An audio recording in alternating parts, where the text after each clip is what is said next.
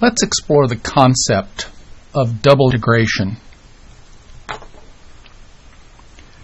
When you have a function of two variables like f of x and y, where x and y are both independent variables, and we want to integrate that function for some reason, the usual way is to set up the region with respect to area and have a double or iterated integration. That is, we integrate first y and then x, or first x and then y. The order often doesn't matter.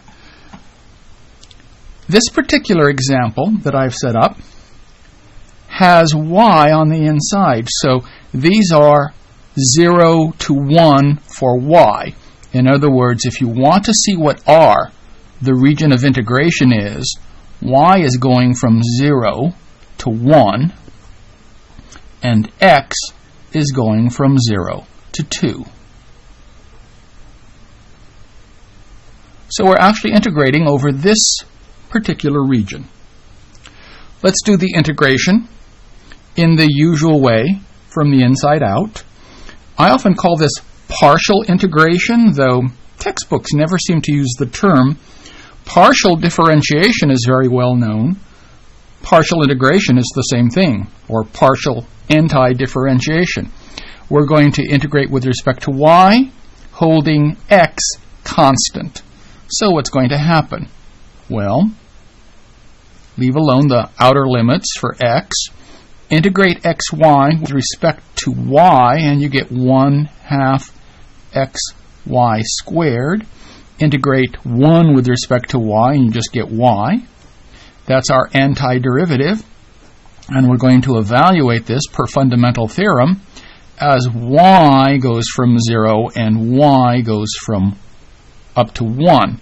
If I simply put 0 and 1 there, that would be ambiguous. We're plugging in for y. When we do this calculation, it's pretty simple. Plug in the 1, we're just going to get 1/2 x, and we're going to get 1. Plug in the 0, you get nothing. So there's our result for our first integration. Now repeat, do the second iteration. Integrate 1/2 x with respect to x, and you get 1/4 x squared. Integrate 1 with respect to x, and you get x. Now when this is evaluated per fundamental theorem from 0 to 2, I could put x equals 0 and x equals 2, but I don't really need to. We're down to one variable. And let's see, plug in 2, square it, get a 4, take 1/4, 1, plus 2, stick in 0, get nothing. We get 3. We have successfully integrated the function f of xy equals xy plus 1 over the region where x goes from 0 to 2 and y goes from 0 to 1. Well, what does this even mean? Let's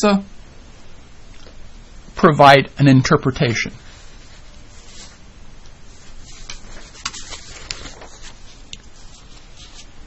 Here's a perfectly nice graph of the function we just integrated. Here's the x-axis, here's the y-axis, here's the z-axis, and as you can see, here it's 1 and 1, and here, let's see, if you plug this in, plug in a 2 and a 1, you're going to get a 3 right here. So this is 1, 2, and 3. If you take a look at what we integrated, the first thing we did, we integrated with respect to y holding x constant.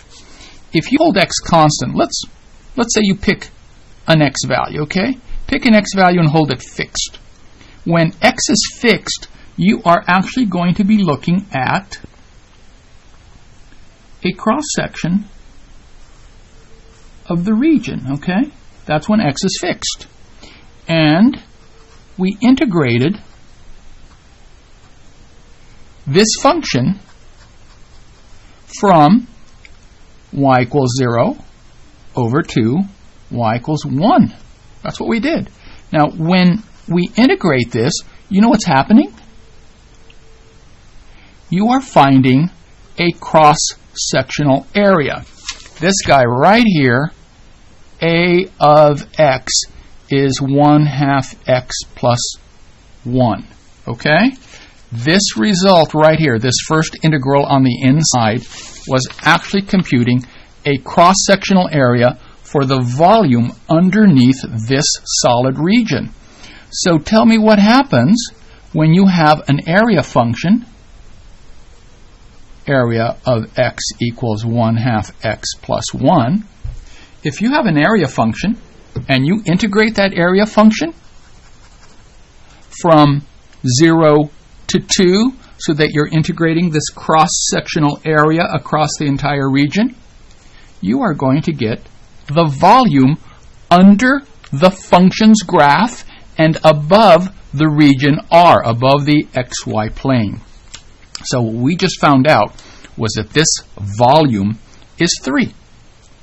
Now if you think about it, height of 1, height of 1, height of 1, 2 by 1, 1 times 2 times 1, well, that's just 2, okay? And, let's see, 2 by 1 times 3, okay, that's 6.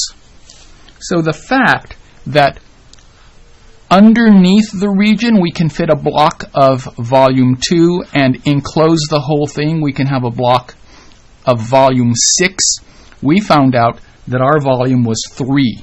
So our volume under the region, above the block of volume 2 and inside the block of volume 6, came out to be 3, which is a perfectly reasonable result. And that's one rather useful application of the concept of a double integral.